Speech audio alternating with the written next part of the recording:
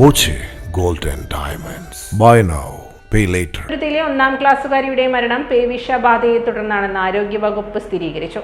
ചെറുതുരുത്തി വെട്ടിക്കാട്ടരി സ്കൂളിലെ 1ാം ക്ലാസ് വിദ്യാർത്ഥി സൻഹ ഫാത്തിമയുടെ മരണമാണ് പേവിഷബാധ മൂലമാണെന്ന് സ്ഥിരീകരിച്ചത്.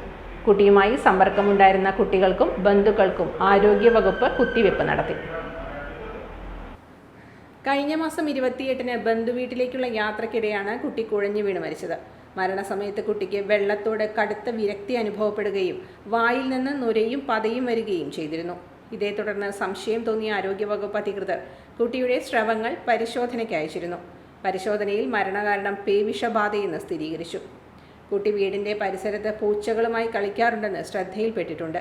എപ്പോഴാണ് രോഗബാധയേറ്റതെന്ന കാര്യത്തിൽ വ്യക്തത വരുത്താൻ മൃഗസംരക്ഷണ വകുപ്പിന് ആരോഗ്യവകുപ്പ് കത്ത് നൽകി. ഉദ്യോഗസ്ഥരും ഡോക്ടർമാരും വീട്ടിലും പരിസരത്തും പരിശോധന നടത്തി. കുട്ടിയുമായി സമ്പർക്കമുണ്ടായിരുന്ന 7ഓളം കുട്ടികൾക്കും ബന്ധുക്കൾക്കും കുത്തിവെപ്പ് നൽകി. മൃഗങ്ങളുമായി ഇടപഴകുമ്പോൾ ശ്രദ്ധയുണ്ടാകണമെന്ന് ആരോഗ്യവകുപ്പ് അധികൃതർ അറിയിച്ചു. Time kids pre school, Mannannur road, Vaniyamkulam.